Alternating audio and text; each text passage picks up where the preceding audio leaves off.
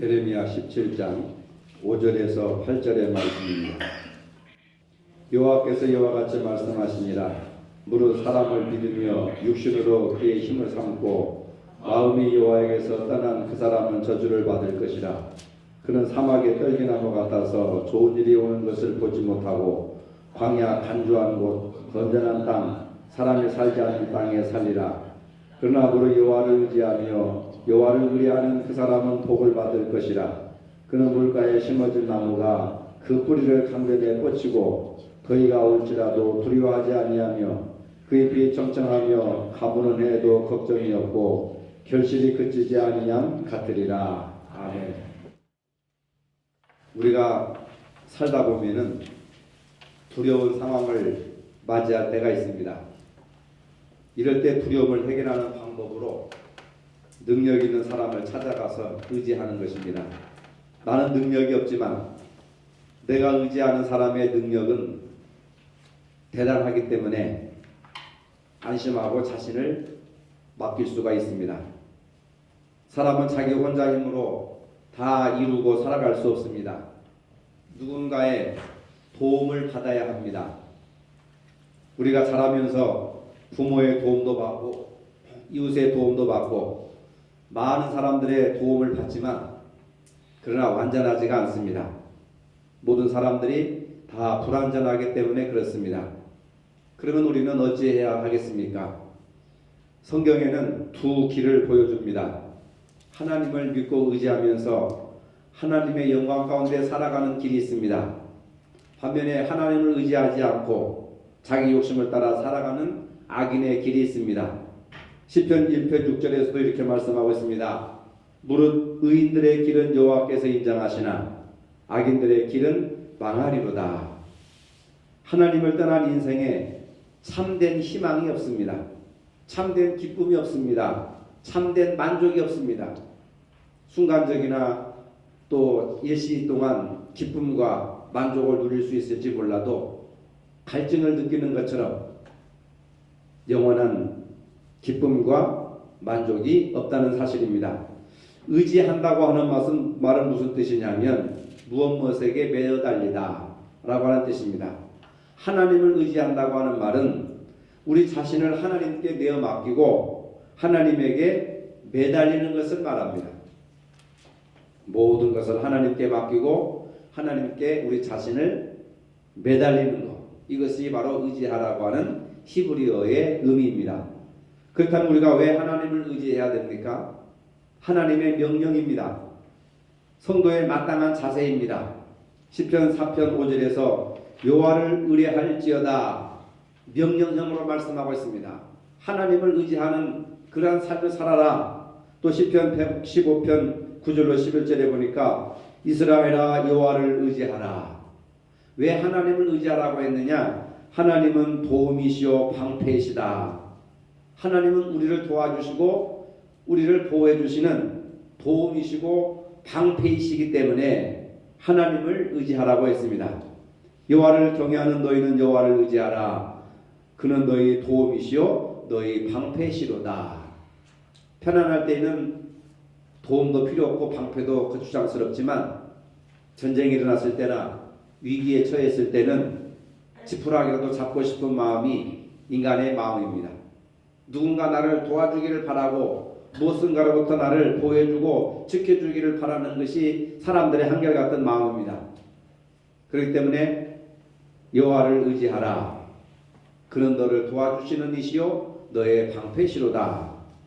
하나님을 의지하는 길이 도움을 받는 길이요 방패로 도움받는 길이라는 것을 믿으시기를 바랍니다. 오늘 본문 7, 8절에도 보니까 그러나 주를 믿고 의지하는 사람은 복을 받을 것이다. 복을 받는데 무슨 복을 받느냐? 물가에 심은 나무와 같아서 뿌리를 개울가에 뻗었으니 잎이 언제나 푸르고 무더위가 닥쳐와도 걱정이 없고 가뭄이 심해도 걱정이 없다라고 하는 겁니다. 그리고 그 나무는 언제나 열매를 맺는다고 했습니다. 나무는 뿌리가 깊어야 가물음에도 마르지 않고 바람이 불어도 흔들리지 않습니다. 뿌리가 깊이 내렸다고 하는 것은 지하수를 공급받는다고 하는 사실입니다. 그래서 언제나 잎이 푸르고 열매를 맺는다고 했습니다. 여기서 주를 믿고 의지하는 사람은 하나님의 말씀을 듣고 그 말씀하신 것을 전적으로 순종하는 사람을 말합니다. 하나님의 말씀을 듣고 순종하면 뿌리를 깊이 내리고 언제나 잎이 푸르르고 또 더위나 여러 가지 가뭄이 불어와도 걱정 없이 언제나 나무는 싱싱한 열매를 맺는다고 하는 겁니다. 그렇기 때문에 우리 인생이 무엇을 선택하느냐에 따라서 성공과 실패가 좌우된다는 사실입니다. 성경은 주님을 믿고 의지하는 사람은 복받은 사람이라고 했습니다. 우리가 무엇을 선택하느냐, 그것에 따라서 인생의 질과 내용이 달라진다고 하는 겁니다. 사람은 누구나 행복하게 살기를 원합니다. 원한다고 해서 행복한 것이 아닙니다. 내가 지금 다른 사람보다 조금 앞섰다고 성공한 것이 아닙니다. 남들보다 먼저 달려갔다고 꼭 행복한 것은 아닙니다. 내 생각과 내 계획과 내 욕심을 앞세우고 달려가다 보면 지금은 당장 앞서가는 것 같고 성공하는 것 같아도 상황이 뒤집히면 모든 것이 끝나는 겁니다. 그런 성공은 한순간에 안개에 사라지듯이 사라져버리고 맙니다. 바람이 불면 어디론가 날아가 흔적도 없어져 버립니다. 행복하기를 원하는 것과 행복한 선택을 하는 것은 다릅니다. 행복한 사람은 행복한 선택을 하는 사람입니다. 반면에 불행한 사람은 불행을 선택하는 겁니다. 근데 내가 알고 불행을 선택하는 것은 아닙니다. 자기는 그것이 최고의 선이고 최고의 행복이고 최고라고 생각했는데 결과는 불행하다고 한다면 내가 불행을 선택한 겁니다. 본문 말씀에도 하나님만을 의지하고 살아가는 사람과 인간적인 힘과 능력을 의지하고 살아가는 사람들이 차이가 있습니다. 본문에서 예언자 예레미야는 복 있는 사람은 하나님의 말씀을 선택하고 그 하나님의 말씀을 의지하는 사람이라고 말씀하고 있습니다. 예레미야는 말하기를 복 있는 사람은 언제나 겸손하게 하나님의 뜻을 구하면서 하나님과 바른 관계를 맺고 살아가는 사람을 말하는 겁니다. 의인은 악인의 길을 따르지 않습니다. 반면에 적극적으로 하나님께서 주신 계명대로 살아가며 실천하며 살아가는 사람들을 말하는 겁니다. 그 결과 시냇가에 심어진 나무처럼 풍성하고 탐스러운 열매를 맺습니다. 풍성하고 탐스러운 열매는 결과이지 내가 선하고 하나님을 믿고 의지하고 하나님 말씀대로 살아간 그 결과로 풍성하고 탐스러운 열매는 주어지는 것이죠. 하나님과 바른 관계를 맺고 살아가는 사람이 행복합니다. 하나님과 바른 관계 자체가 행복이라고 하는 겁니다. 예레미야는 본문 8절에서도 말하기를 그는 물가에 심은 나무와 같아서 뿌리를 겨울가에 뻗으니 잎이 언제나 푸르름으로 더위가 닥쳐와도 걱정이 없고 가뭄이 심해도 걱정이 없다. 그 나무는 언제나 열매를 맺는다. 이렇게 되기 위해서는 하나님과 올바른 영적인 관계를 맺어야 된다고 하는 겁니다. 믿음의 조상인 아브라함이나 이삭이나 야곱이나 요셉과 같은 사람들이 복받은 비결이 있습니다. 그들이 가는 곳마다 항상 형통한 것은 아니었습니다. 때로는 감당하기 어려운 고난의 시절도 있었습니다. 어떤 경우에는 기가 막힐 정도로 억울한 일을 당한 때도 있었습니다. 숨을 쉴 수 없을 정도로 답답한 일을 만나기도 했습니다. 하지만 이 믿음의 조상들은 그런 상황에 굴복하지 아니하고 믿음을 가지고 소망 가운데 하나님의 때를 기다리고 인내하면서 결국은 승리를 자기의 것으로 만들었습니다. 족장들이 거둔 승리는 한마디로 여호와 하나님께서 사랑하신다고 하는 사실을 깨닫고 믿음을 잃지 않고 하나님을 의지하고 신뢰함으로 길이 열리고 형통하게 되었다는 사실을 믿으시기를 바랍니다. 이처럼 하나님께서는 우리의 가정에서 직장에서 감당하는 삶이 마치 물가에 심어진 나무처럼 고난의 시절을 잘 견디고 언제나 풍성한 삶의 열매를 맺게 되기를 원하시는 겁니다. 여러분들의 개인의 삶도 그렇고 지난 1년 동안 우리 교회 삶도 그렇고 언제나 물가에 심어진 나무처럼 고난의 시절을 잘 견뎌왔습니다. 이제는 하나님께서 여러분들에게 복을 주시고 가정과 교회에 복을 주셔서 풍성한 삶의 열매를 맺게 하신다는 것을 믿으시기를 바랍니다. 아브라함의 하나님, 이삭의 하나님, 야곱의 하나님, 요셉의 하나님, 다윗의 하나님께서 그들과 함께 하셨고 그들에게 복을 주신 그 하나님께서 지금 이 순간에 이곳에 살아 역사하시는 나의 하나님, 우리의 하나님이심을 믿으시기를 바랍니다. 하나님은 우리의 삶이 형통하도록 도와주십니다. 하나님께서 함께 하시는데 안 될 것도 없고 못할 것도 없습니다.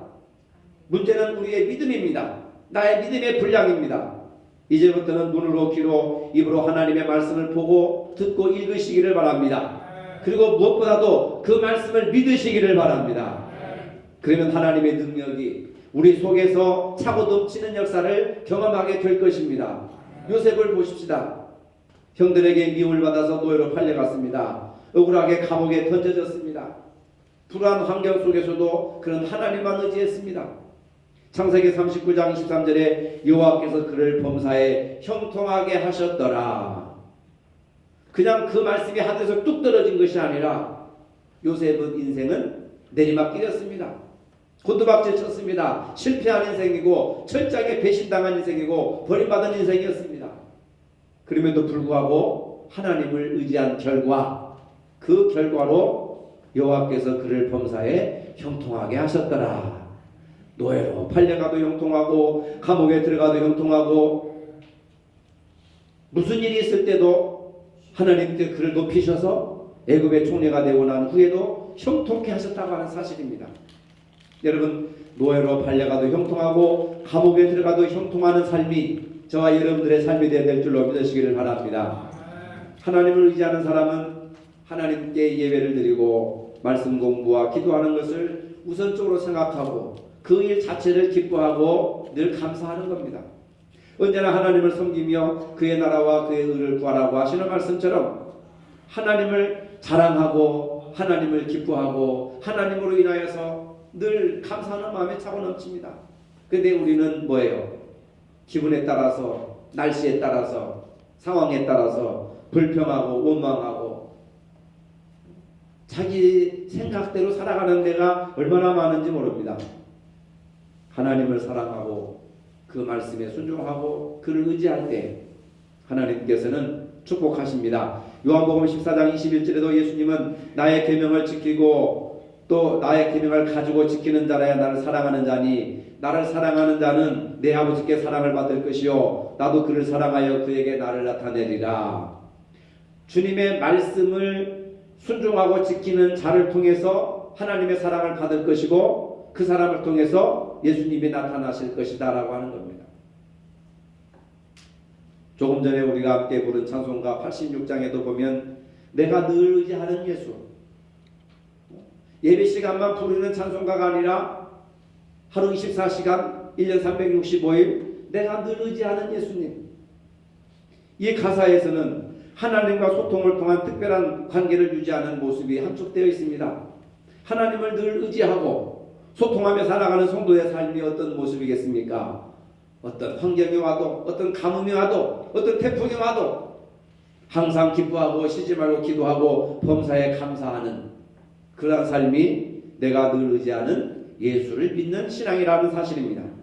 그러면서 이 작사가는 믿부신 나의 좋은 친구 예수님, 믿부신 나의 좋은 친구 예수님, 늘 찬양하며 살아가는 성도의 특징은 환난 속에서도 감사하고 슬픔 속에서도 감사하고 역경 속에서도 감사하고 기뻐함 속에서 주님을 증거하며 살아간다는 사실입니다. 이런 자세를 가지고 살면 어떠한 환난과 어려움이 닥쳐온다 할지라도 믿으신 나의 친구 예수님, 여러분 예수님은 여러분들의 좋은 친구가 되신다는 것을 믿으시기를 바랍니다. 친구 사이에서는 우정이고 신뢰고 그리고 늘 가까이 있는 것이 친구 아니겠습니까? 1년에 한 번 만나는 것은 친구가 아니죠. 견우와 직녀와 견우죠. 1년에 한 번 만나는 것을 친구라고 할 수 없습니다. 우리가 예수님을 믿으신 나의 좋은 친구 예수님이라고 한다면 그분이 무슨 말씀을 하실까? 그 말씀에 귀를 기울이고 감동을 받고 그 말씀 두렵고 떨리는 마음으로 즐거운 마음으로 그 말씀을 사모하고 교회 나와서 예배드리기를 힘쓰고 미쁘신 나의 좋은 친구, 내가 늘 의지하는 예수, 나의 사모하는 친구, 나의 기도 들으사 응답하여 주시는 주님. 얼마나 위대한 고백입니까? 우리가 신앙생활하면서 예수를 믿는다고 하면서 이런 신앙 고백을 우리가 날마다 해야 된다는 겁니다. 내가 늘 의지하는 예수, 내가 사모하는 예수, 나의 기도 들으사 응답하시는 예수님, 나의 형편을 하시고 나보다 나를 더 잘하시는 예수님, 그분이 이 모든 환경과 그 모든 어려움을 이기게 해주실 것을 믿는 믿음이 중요하다는 겁니다. 그럴 때 하나님은 환난을 축복으로 변화시켜 주실 줄로 믿으시기를 바랍니다. 성경에 많은 사람들이 있지만은 특별히 솔로몬 왕의 증손자인 아사라고 하는 왕이 있었습니다. 하나님을 의지할 때와 의지하지 않을 때의 삶이 어떻게 달라지는 것인지를 이 아사 왕의 삶을 통해서 우리에게 교훈으로 보여주시는데, 아사 왕은 41년 동안 왕위에 있었습니다. 초기부터 35년 동안 전심으로 하나님을 의지하며 살아가는 가운데 많은 축복을 받았습니다. 이 사람의 이야기가 역대하 14장 9절 이하에 나오는데, 한때는 구수왕 세라가 100만 군대를 거느리고 쳐들어왔습니다. 아사 왕은 숫자가 작지만은 자기 군대를 데리고 나아가서 전쟁을 치르기 전에 진을 쳤을 때 하나님 앞에 무릎 꿇고 기도했습니다. 여호와여, 힘이 강한 자와 약한 자 사이에는 주밖에 도와줄 리가 없사오니 우리 하나님 여호와여, 우리를 도와주소서. 우리가 주를 의지하오니 주의 이름을 의탁하옵고 이 많은 무리를 치러왔나이다. 100만 대군을 앞에 놓고 작은 소수의 왕이 하나님 앞에 기도합니다. 지금 전쟁이 벌어지려고 하는 상황에서 하나님의 도우심을 간구하면서 기도한 것입니다. 하나님께서 아사왕의 기도를 들으시고 100만 군대가 싸우려 하는 것이 아니라 그들이 자기들끼리 소동이 잘못돼가지고 도망가느라 정신이 없었습니다. 유다 군대가 뒤를 따라가며 한 사람도 남기지 않고 다 진멸시켰습니다. 그런데 그들이 전쟁을 하러 오면서 곡식을 산더미처럼 가지고 왔고 무기와 금은보화가 얼마나 많이 있었겠습니까? 도망가느라고 바빠서 그 모든 곡식과 무기와 금은보화를 다 유대 땅에 남겨놓고 도망가게 됐습니다. 유대 나라가 더 부강해지고 더 큰 축복을 받았습니다. 그런데 그가 왕이 된 지 36년째에 갑자기 사람이 교만해졌습니다. 과거에는 전심으로 하나님만 의지하고 나아가서 기도하면서 구수의 100만 군대도 진멸시킬 수 있었는데, 이번에는 북쪽 이스라엘의 바사가 군대를 이끌고 쳐들어오자 하나님 앞에 기도하고 하나님을 의지할 생각을 하지 않고 아람 왕에게 금은보화를 가져다 주면서 조공을 바치고 도와달라고 사절을 보냅니다. 이 일로 하나님의 종 선견자 하나니가 왕을 책망합니다. 과거에 100만 군대가 쳐들어왔을 때는 하나님을 의지하더니 그때는 승리하지 않았느냐? 근데 왜 하나님 앞에 기도하지 않고 하나님을 의지하지 않고 왜 조공을 바치고 사람을 보내서 협약을 맺으려고 하느냐? 그러니까 이 아사 왕이 화가 나가지고 저놈을 당장에 감옥에 가두어라. 하나님의 종 하나니를 감옥에 가두었습니다. 역대하 16장 10절에 보니까 화를 내면서 분노하여 하나니를 옥에 가두어버리고 백성들도 똑같은 말을 하는 사람들을 무조건 다 가두어버리고 학대하고 나쁜 짓을 했습니다. 그래서 2년 만에 병들어 죽어버렸습니다. 옛날에 하나님을 의지했을 때는 기적을 보여주시고 축복을 맛보게 해줬던 왕이었는데 교만해지니까 하나님을 의지하지 않고 사람의 방법으로 해결하려 하니 신앙도 잃어버리고 결국은 하나님께서 그를 버리심으로 그의 말로가 비참하게 되었다고 하는 사실을 구약은 우리에게 말씀해주고 있습니다. 여러분, 우리의 신앙은 과거보다 현재가 중요합니다. 어제보다 오늘이 중요합니다. 과거에 기도를 많이 하고 은혜도 많이 받고 구제도 많이 하고 충성한 것도 중요하지만은 신앙은 현재가 중요합니다. 오늘이 중요합니다. 지금 현재 내가 하나님을 어떻게 섬기고 있는가? 이웃을 얼마만큼 사랑하고 있는가? 예배를 대하는 태도가 얼마인가? 어떤가? 이것이 중요한 것이죠. 과거에 매이지 마시기를 바랍니다. 과거에 너무 부끄럽고 후회스러운 일을 많이 했더라도 과거는 지나간 것입니다. 과거는 흘러갔습니다. 과거에 매이지 마시길 바랍니다. 중요한 것은 지금이란 말입니다. 오늘 여기에서, 지금 여기에서 하나님과 동행하고 교제하고 있느냐? 예배 가운데 있느냐? 말씀 가운데 있느냐? 찬양 가운데 있느냐? 기도 가운데 있느냐? 지금이 중요한 겁니다. 여러분들이 예배를 끝나고 오후에 집에 가셨을 때도 그 상황, 그 지금이 중요한 거예요. 오늘 예배 드린 건 5분 후면 과거가 되어버립니다. 중요한 것은 우리 인생의 마지막이라고 하는 겁니다. 마지막을 어떻게 보내느냐가 중요한 것이죠. 유조문이라고 하는 말이 있지 않습니까? 하나님을 의지하는 것, 이것은 하나님과 우리와의 관계에 있어서 가장 기본이 되는 겁니다. 의지하지 않고 무슨 신뢰관계가 쌓이고 믿음 관계가 쌓이겠습니까? 예수를 믿는다고 하는 것은 예수님을 의지하는 것입니다. 하나님을 믿는다고 하는 것은 하나님을 의지한다는 것이죠.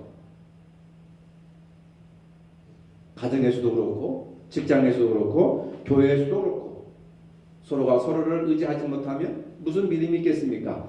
예수님께서도 강조하셨듯이 율법 중에 가장 으뜸이 되는 계명은 마음을 다하고 목숨을 다하고 뜻을 다하여 하나님을 사랑하라 하는 것입니다. 이 얘기는 뭐냐? 하나님을 의지하라 하는 겁니다. 세상 의지하지 말고 없어질 재물 의지하지 말고 인간의 힘, 권력 보이는 것을 의지하지 말고 마음과 목숨과 뜻을 다하여 하나님을 의지해라. 그리고 이것이 하나님께로부터 사랑과 축복을 받는 성경적인 비결이라고 말씀하고 있습니다. 이러한 성경적인 진리를 깨닫고 하나님을 더 의지하셔서 큰 축복을 받는 저와 여러분들이 될 줄로 믿으시기를 바랍니다.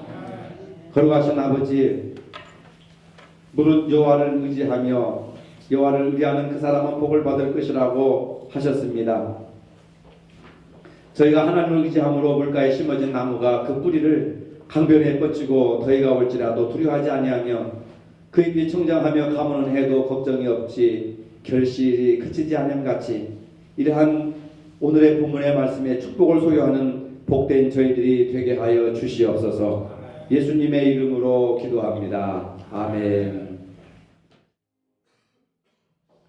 이제는 우리 주 예수 그리스도의 은혜와 하나님 아버지의 무한하신 사랑과 성령의 교통하심이 하나님을 의지하는 삶을 살기를 원하는 모든 성도들 머리 위에 이제로부터 영원토록 함께 하시기를 축원하옵나이다. 아멘.